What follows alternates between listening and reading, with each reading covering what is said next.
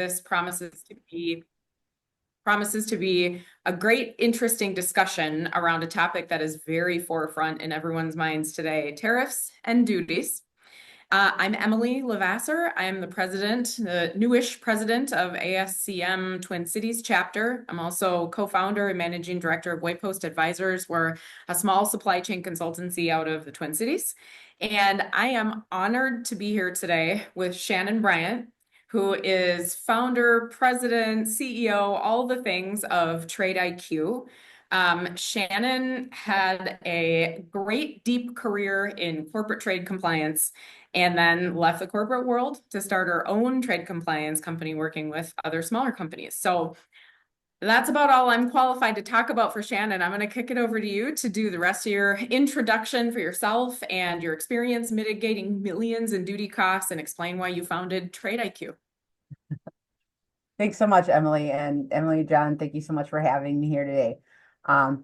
Hi, Shannon Bryant from Trade IQ. I am a licensed U.S. Customs broker. As Emily said, I spent about 15 years on the corporate side of international logistics and trade compliance. And I started Trade IQ primarily because I found that there were a lot of companies that were underserved from a trade perspective. A couple of surveys I did found that about 2/3 of US manufacturers didn't have any trade resources. I believe that trade compliance exists to help companies achieve the highest profitability through the lowest landed costs while experiencing the least amount of penalties or problems. And so basically, the core of my practice around duty optimization, tariff mitigation, and fractional trade support is basically to help companies find legal ways to minimize taxes, which usually is a pretty popular theme. So with that, I'm going to pull up this presentation and share my screen, and we're going to talk about how you can do that today. Yes. So we'll talk today, Shannon. Thank you. And I love that. I've loved that your comment is always, we're going to find the way to save you as much in taxes legally as possible, right? So we'll provide Shannon's contact information after this webinar as well, in case you want to reach out on behalf of your company or yourself if you need to and have a great conversation. So today we're talking about the 5 most common duties mistakes and how to avoid them. But Shannon, I know you and I spoke before, and I'll be the first. I'll have a vulnerability moment here and admit I didn't really know what the delineation was between a tariff and a duty and how they were related or different. So maybe we could start with, you can give us a little bit of education around kind of how those two are related. Absolutely. Can you guys see my screen? Are you seeing that funny bar And I up can now? see your presentation. Again, okay. Yep. It's my contact info. So if any of the things we're talking about today sound like Greek, feel free to email me, book a meeting, or reach out on LinkedIn. So I have a formula for this, so it's a great question, Emily. So I wanted to pull it up so folks can see it on the screen as we talk through it. So the words tariff and duty sometimes get used pretty interchangeably. And that's not exactly 100% correct. So a tariff is a rate schedule. For example, if any of you have ever negotiated with UPS or a FedEx before, they have a tariff schedule, right? It's a rate schedule. A duty is the amount you pay. So the harmonized commodity classification for your product determines the tariff rate. And then the country of origin of the product determines the applicability of provisional tariff or trade preference eligibility. Your customs value is the basis of appraisement that that tariff is applied on. And a provisional tariff is an additional or temporary tariff based on the applicable circumstances. So it only applies if your product is from this country or if it meets this criteria, right? So it's conditional. So the calculation there is the duty paid equals the declared customs value times your normal trade relations rate plus any provisional tariffs. Does that make sense? Does that help out, Emily? Hi, you hear me? Okay, we're good. All right. Oh, So now that we're grounded on all the fun terminology, I just want to take a quick second to talk about our trade environment. It has been a roller coaster over the last 8 weeks. So let's just kind of ground ourselves on where we're at and the different types of tariffs that we'll be working through right now. So first bucket, we have the IEEPA tariffs. So that is the International Emergency Economic Powers Act. Try saying that 3 times fast. The yeah. IEEPA tariffs were implemented originally 10% on Chinese goods. Those increased on March 4th to 20%. There is a 25% IEEPA tariff on Mexican and Canadian origin goods, except for energy, which is at 10%. And currently, products that are qualifying under USMCA are exempt from that. Then we also have commodity targeted tariffs. So that would be the Section 232 tariffs. That is a 25% tariff on steel and aluminum products and derivatives. That went into effect on March 12th. We have a couple of trade actions that have been delayed. So there was an executive order to end the de minimis exception for goods that were subject to additional tariffs. De minimis, that fun word, means minimal. So in the United States, goods under $800, so that's mostly e-commerce shipments, the stuff that comes to you magically on Amazon and you wonder, how does it get through customs and get to my door? It's because of de minimis. Um, so that was ended. However, it was delayed because Commerce has to figure out how to administer and collect that. Turns out that the US infrastructure was not built to process an additional 2 million e-commerce shipments per day. So they have a little bit of work to figure out how they're going to collect those revenues. And then the IEEPA tariff on US and Mexican goods is currently exempt, but kind of remains to be seen as to whether that exemption is going to continue beyond April. There are also a couple of threats on the horizon, active investigations that you should be aware of. So one of the executive order investigations is related to reciprocal tariffs. That investigation is due by April 2nd. That doesn't mean something's going to be implemented on April 2nd. We're just going to get some more details on how the Commerce Department and the USTR is thinking about implementing this reciprocal tariff. And I've heard a wide range of speculation on this, so it's probably not worth spinning any wheels on until we see the results of the investigation. There's also a Section 301 investigation that's related to the digital service tax in Europe. So that's a tax on companies like the Googles and Facebooks and Netflix of the world on non-tangible physical goods. And there's a Section 232 investigation related to copper imports into the United States. So that's a whole lot to take in, but the real important thing, I think, is to understand that these tariffs are cumulative. So if you look at the top bar of the screen, how to think about this is when you're bringing your product into the United States, you have your normal trade relations rate. That's the duty rate that has always been on that product. And then you add in Section 301 tariffs, which we've had for quite some time now. That's the 7.5% to 25% on Chinese origin goods, if that applies, if your goods from China. And then you add in the IEEPA, so that would be 20% from China or 25% from Canada and Mexico. And then you add in the Section 232 steel and aluminum tariff. So if you were importing a steel item from China, you could be paying as high as 70% when you add all those up. Does that make sense? Okay.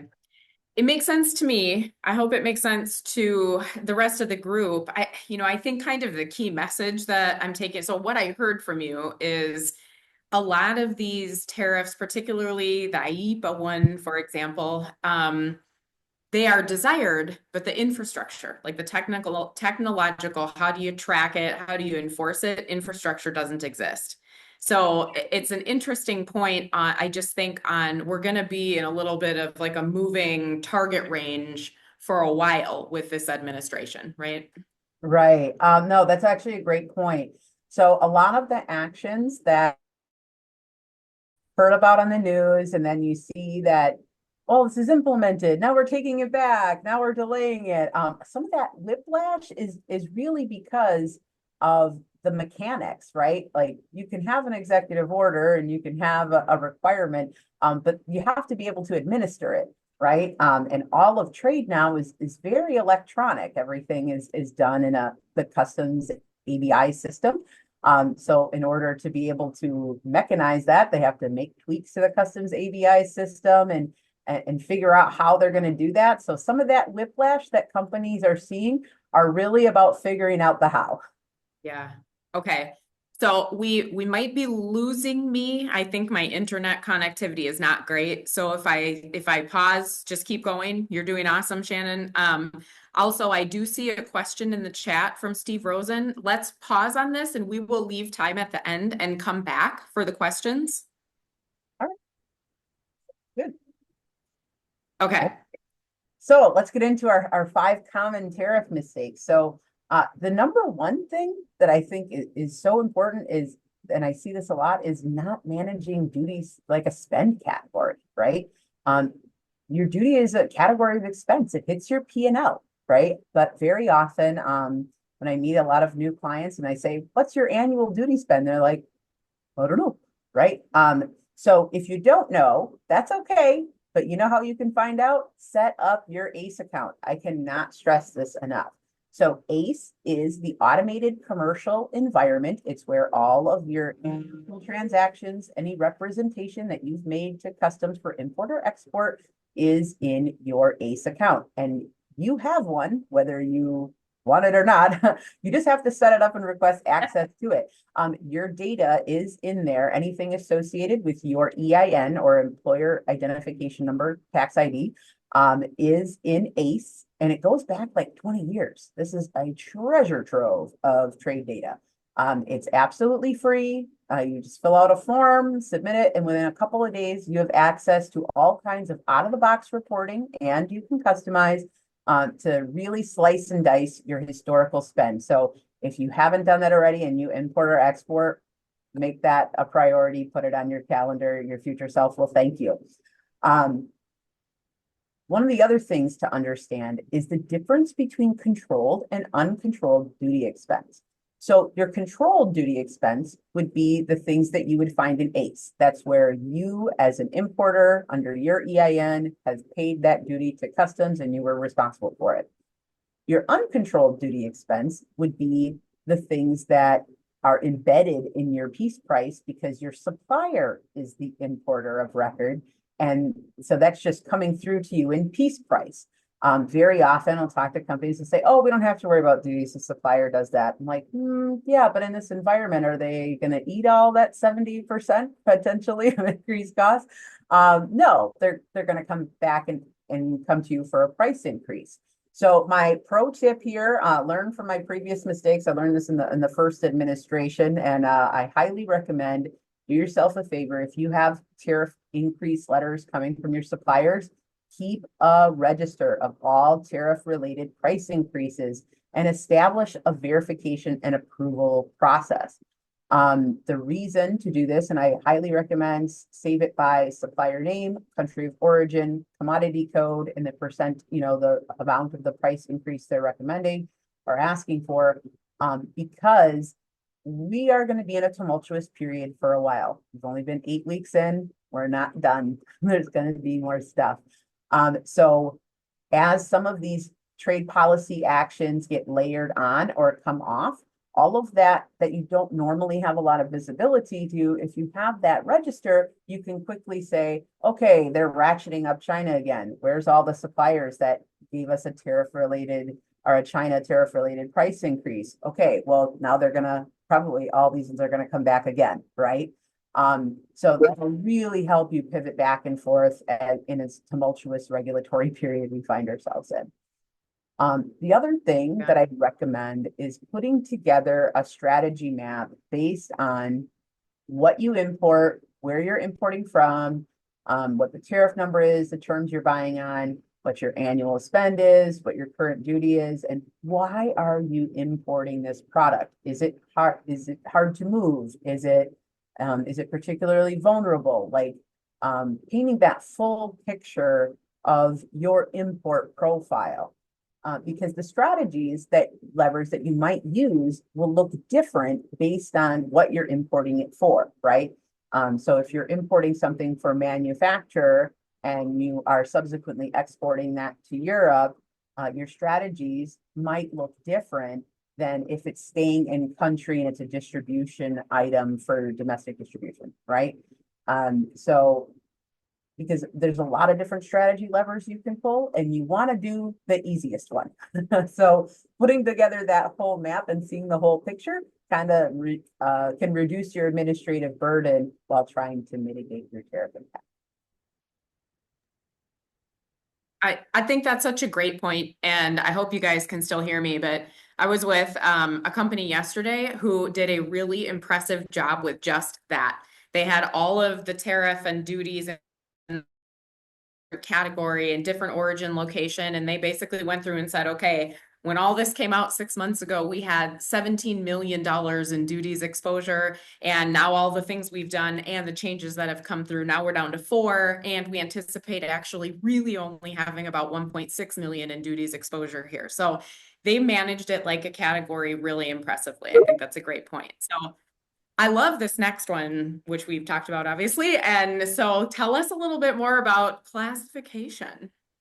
Oh yeah, so now we got some story time here. So the second most common mistake is not determining classification holistically or kind of doing that in a vacuum. So circumstances of sale. In the bottom left-hand corner of the slide, you see what this is a big old paper machine. And as you can imagine, that does not fit in one container. It comes in many, I think it's like 36 or 19 or some big number, right? And back earlier in my career, an engineer had approached me one day and said, hey, I need to know the tariff code and the duty rate for a paper machine, which I happily gave him and sent him on his way. And then a year later, he came over to my desk and he was grumping about, hey, these duties have hit my project budget, but I thought this was duty free. You told me this was duty free. Why are these duties hitting my project bucket? I'm like, well, because this was a conveyor that was not duty free. And he explained that they were bringing the paper machine in multiple shipments and not all at one time. So this particular entry was just for the conveyors. So we had to classify it like a conveyor and pay the duty like a conveyor. And he said, but it's part of a paper machine. I'm like, maybe, but it wasn't at the time it was presented at the time of import. So how you import can affect your classification. The last picture on that slide, you see there's a motorcycle, sort of a motorcycle. It was once a motorcycle, but now it looks like a planter. So we wouldn't classify that as a motorcycle anymore because I'm pretty sure the DOT and NHTSA isn't worried about that sucker going down the highways, right? It's not a motorcycle anymore. It's been reformed into a work of art or a planter. So we would classify it based on its intended use and maybe not what it was originally built for. And sometimes, and I've seen this actually in various different industries, that the exact same product marketed and packaged and distributed for a different end use can have a different classification. So sometimes if your broker's asking you silly questions that you're like, why do they care about this? It's because there may be an opportunity there. The middle picture in kitchen utensils is a pretty fun example of tariff engineering. So early in my career, an importer was bringing in sets of utensils in a set, right? When you go to Walmart or Target and you see a set of utensils, so they were importing these sets, and the kitchen utensil sets has a specific classification that was not eligible under the trade agreement with the country that they were importing from. And so they weren't able to get duty-free treatment, even though it was from a participating country. But by separating those utensils at origin and say, instead of bringing in a set, they just brought in a pallet of spatulas, a pallet of ladles, a pallet of spoons, and declaring them each individually. All of those individual commodity codes that now applied to those products did qualify under the agreement, and so they were able to avoid a 5.3% tariff on those products by just kitting them in the United States after import instead of before. So all that to say is there's lots of classification is both an art and a science. Yeah. So if you're in doubt and you're not entirely sure, leverage an expert, find yourself a licensed customs broker, your in-house trade subject matter expert, and tell them the whole story, what you're bringing in, why you're bringing in, what you plan to do with it, because you don't know what kind of question that might spark. That might be a great opportunity to improve your landed cost. Yeah, I would imagine that's one where you need an expert. You need an expert to be able to ask you the right questions to really tease this out, to actually do it legally, right? I think we've all seen companies that either deliberately or not, maybe don't use the right codes, and that's not good either. Absolutely, absolutely. There's some fun stories about that too that you can find online about some companies that ran afoul. I bet. All right. So our third most frequent opportunity is related to leveraging or managing trade agreements. So the first and most important thing when you're sourcing from an FTA partner country, so the United States has 14 trade agreements with 20 countries. All the ones shown in orange here on that map are FTA partner countries to the United States. So if you're sourcing from those countries, make sure you communicate with your suppliers that they provide the FTA certificate of origin or a qualifying certificate of origin with the commercial documentation for every shipment to ensure your trade preference. And then broker and vendor management is critical. So just because it's in there, you do have to check your broker. So make sure your broker has instructions about how they're supposed to treat qualifying items and declare those. And then check their work. Do post-transaction verification. I am pretty sure every single duty optimization study I've ever done for anyone has had some opportunity in this bucket, and you probably do too. So certainly look in your ACE data and see if an SPI, that's a special programs indicator, is in that column. If it's from a participating country and that column's blank, that means you probably might have an opportunity or a missed opportunity to go run down. And a pro tip here that I'll throw in is that if you end up setting up your ACE account and look at your data and you find that there's some missed opportunity, you can go back and recover up to 314 days post entry, and an additional 180 days you can protest in addition to recover and get a refund of any overpaid duties related to not claiming an FTA claim that you were eligible for. So it's definitely worth doing that post-transaction audit and just making sure that you were taking advantage of all of the trade programs that you were eligible for. Yeah. The fourth most common mistake is not minimizing customs value. So your objective here is to get the lowest legally allowable basis for appraisement for customs value, right? Would you rather pay taxes on $100 for the item or $50 for the item? 50, right? So the way you can do that is first and foremost, understand your Incoterms. Very often when I ask the question, hey, what Incoterm are you buying on? I definitely get, I don't know, pretty often. And just as often, when someone says, oh, we buy this on a DAP, and then we go and look at the documents and it says something completely different. That is pretty common. So understand your Incoterms, make sure that documentation is correct. And in a very general sense, the easiest way to ensure that you have as few non-dutiable costs in the price of your good is to start with like a Ex Works or a FCA factory door price. that's going to have the least amount of extra stuff in the price of goods. So some examples of things that are not dutiable that are often in the price. International freight, like ocean freight, air freight, in the United States is a not dutiable expense. Any type of destination cost, so like cost to deliver from the port to your door, that is not dutiable. And handling, setup, or any type of installation, like after arrival type of services, is also not dutiable.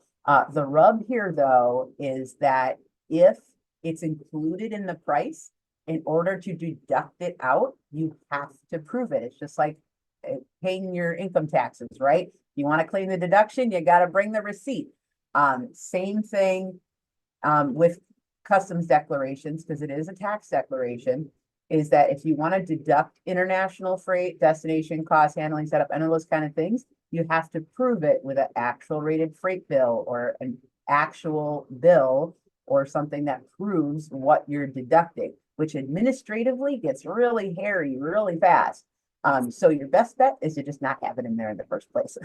Go ahead, Well, Emily. Shannon, I was going to ask a question about that actually, because if you are buying something delivered duty unpaid, so your supplier is responsible for the shipping and the destination charges and everything to get it to your door, but then you're paying the duties on it. If they itemize it out on the invoice to you, is that acceptable, or do you still need to have a rated freight bill for that? Yeah, it's a great question. So you can deduct it. If they're itemizing it out, you can. Again, you're going to really want to make sure that you work with your broker and say, don't include these things, right? And tell them that. And Okay, in addition to the other challenge with that is it being itemized correctly? So a lot of times with right. international freight, you don't always know what that total cost is going to be, right? So are they guessing? Are they guessing high or are they guessing low? Right? Um, Or they may not want to show it, right? There may be legit reasons that they don't want to itemize out the FOB price or the Ex Works price from the rest of the freight costs. So, okay, interesting. Thank you. yeah, no problem. Another opportunity to reduce your basis for appraisement is through leveraging first sale for export valuation where that's appropriate. So if you are buying from third party, like intermediaries, buying agents, buying groups, they aren't doing anything to the product. They're not really adding any value. They're just an intermediary or a middleman. You can legally go to the Ex Works values. That's the X factory price. The price that the factory is charging to your middleman can be your basis for appraisement. Full stop here is that there is some audit and record keeping obligations with using a first sale value, because if customs wanted you to defend it, you have to prove that the price that your intermediary paid was what the factory charged them. Negotiations and contracting and stuff that you have to do to get through that. But for things where you have a particularly high duty, this can really have a material financial impact on your bottom line. And if you are operating in a multinational firm, look at your intercompany pricing and just have a chat with your tax folks to understand if you're maximizing the benefit of your legal entity structure. Many US companies, for example, will have as an entity, a legal entity in Canada. That's very, very common. But then I've seen very often where they'll have some sales or supply chains that are going direct to a Canadian customer. Well, that's just increasing the total cost of ownership to the Canadian customer because they're paying the Canadian taxes on all of those additional your profit and overhead and all that kind of stuff, right? As opposed to at a lower rate with your intercompany price. So your company has already put that infrastructure in place. It behooves you to use it, right? So looking at that holistically can really have a pretty big impact as well. And finally, so is not leveraging trade programs. So I'm sure a lot of folks have heard about duty drawback. If you haven't, duty drawback is a duty recovery program An export promotion program. Actually one of the oldest laws we have in the United States. It's been on the books since 1776. Yeah, fun fact. So that we could increase exports of salted fish after the Revolutionary War. There you Huh. go. Trivia fact for the day. I love it. Yeah.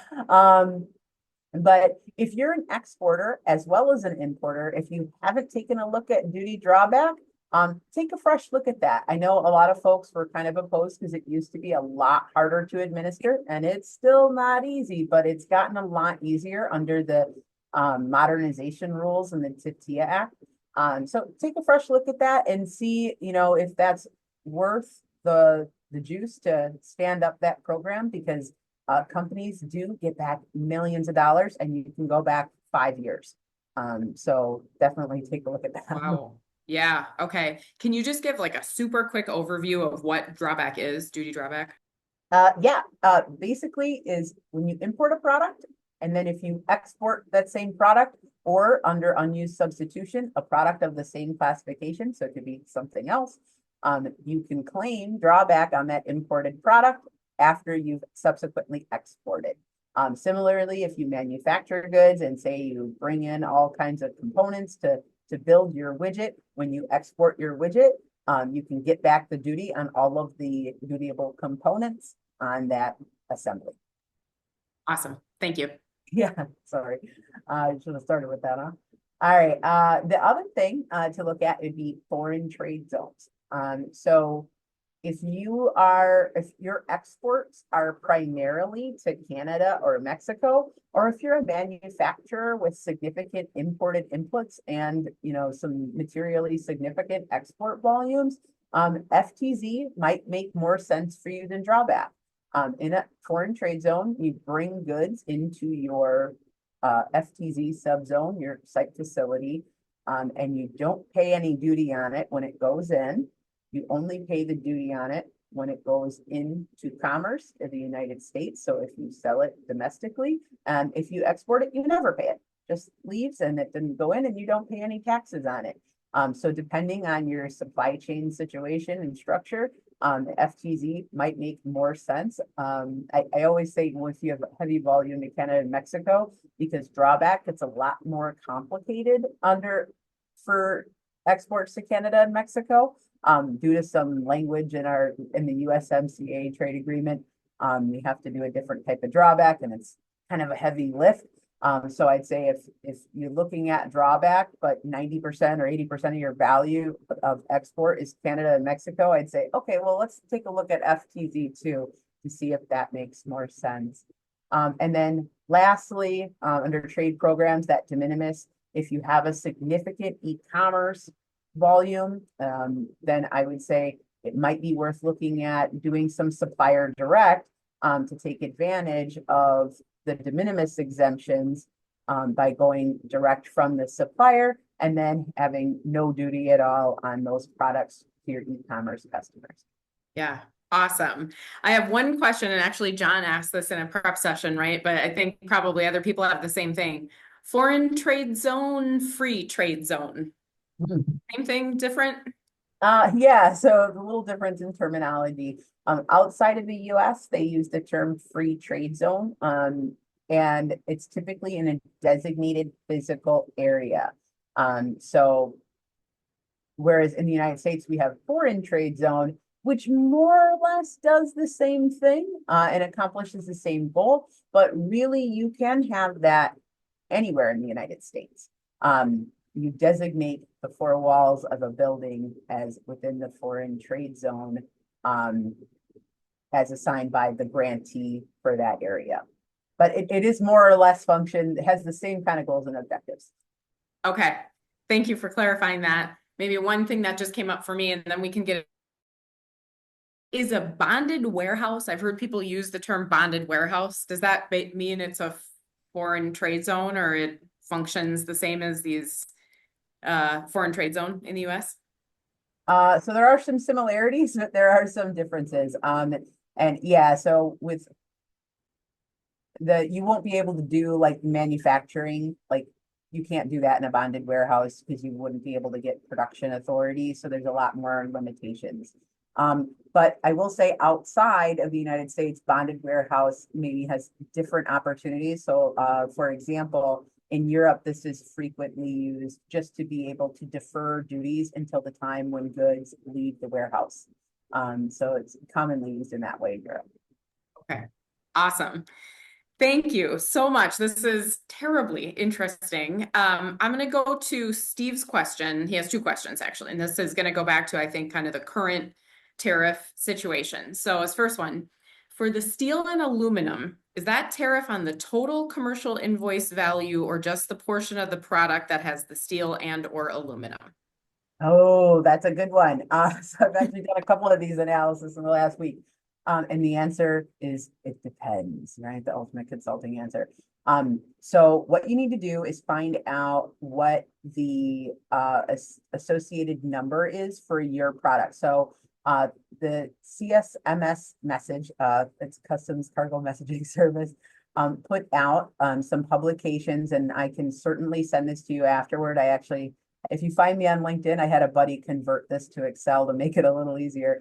But what it is you have to look up your commodity code and then look up the Chapter 99 number associated with it. And this will tell you whether you have a pass-through 25% on that product, or if it's eligible for the derivative value, in which case then you only have to pay tariff on the steel or aluminum content. So start with looking at your product classification and then figure out which annex that you're applied to. Okay, Steve, I hope you heard that because it sounds like there's a little bit of research required there. And then his second question was, will the ending of the de minimis also apply to shipments of development samples? That's a good question too. Yeah, so probably. So right now, the de minimis, what they were looking to sunset was where there was provisional tariffs. So that would be things subject to Section 301, Section 232, IEPA, any other type of punitive tariff that got implemented, any of those things would not be eligible for de minimis. So if your product is from China or Canada or Mexico or steel or aluminum or any of those different things, then yes, they would be looking to sunset that. It's a little bit unclear as to whether they're going to expand that. So we'll have to wait for the Department of Commerce investigation about how they're going to do that. But there has been a lot of noise over the last few years about de minimis. It's been a kind of a controversial program. So I would be surprised in the current environment if we didn't see some changes to that. Okay. Yeah, thank you. That's unfortunate for like R&D sample type stuff. Feel free to type your questions in here. Go ahead. Yeah, go ahead, Shannon. R&D samples. There is a classification that you can classify it as a prototype under Chapter 98. Ah, okay. So it's not under de minimis, it's somewhere else, and it would exempt you from. Yeah, you'll just have to use the prototype classification. Okay, so I don't know if that's something you could use, Steve, if you just do it as the prototype classification, maybe that helps with the situation. So I'm gonna take a stab at Albert's question here, and in the meantime, if anybody else has questions, go ahead and list them in. We have another 5 minutes or so, and so we can tackle some questions. So I'm trying to remember back to what we were talking about in the context of the conversation, and the questions were, what about timing of these different rules? Is it at shipment, at the port, at the border, and where do we find that? The timing of when the duty applies, I think is the question. Let's go with that. At this point, I'm not totally sure, Al, if you would like to just chime in on when the what you mean by different rules. He says yes. Okay. Yeah, so the duty applies at the time of arrival to the first port of entry. So what happens in practice is your steamship line sends an arrival notice or your airline sends a pre-alert. This gets sent to the notified party on that bill of lading. So your customs broker or to yourself, and says, hey, you have to clear me. And they get those documents and then they submit the entry. So it is based on when the goods enter the commerce of the United States. Any other follow-ups to that, Albert? Thanks. Sounds good. Okay. So what actually could happen is you could have shipments on the water that you shipped, assuming a certain tariff rate, and changes could happen before it hits a US port, and then all of a sudden you're subject to a different tariff rate. Correct. Okay, watch point there, gang, especially for far locations. Okay, we have another from Steve. One more. Where's the best place to research other country tariffs on USA goods to better anticipate the reciprocal tariffs? Oh, well, I would tell you that I So think it's a fool's errand. And here's why. Is quite frankly, actually, I was just seeing some stuff about this. So there really isn't great consensus about how they're going to implement a reciprocal tariff. So a good place if you really wanted to look, I find the easiest one is if you have a subscription to Descartes Customs Info, they publish this. This is the back end that powers a lot of like SAP GTS. It's a good data source, all in one place. You can absolutely Google to your heart's content to find the tariff schedule for each country. Sometimes it's translated to English, sometimes it's not. But the reality is there's a whole lot of countries, right? And every single commodity on that list, what is there, like 90,000 commodity codes or 70,000, something like that, has a different tariff rate. So I think trying to anticipate how the government is going to implement a reciprocal tariff is anybody's guess, right? I've seen things like they say an average rate for each country. I've saw some stuff about them trying to get through a tiered system where they'd have 3 tiers for each country. And every one of them seems pretty difficult to implement and seems like it would take a while. So I think we're going to find out in 2 weeks. I think when the investigation results are published, what they're thinking about. And I think at that time, then it might be a little bit more clear. But right now, it's so speculative. I'd hate to see anybody burning calories and trying to look into that crystal ball.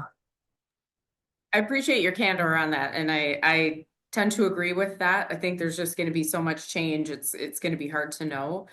I think I got this right. So Steve asked, what was the data source? I said Descartes, Descartes, and then is that right, Shannon? That's what you said? I mean, that's what now that's a paid subscription to get at. It's just, Yeah.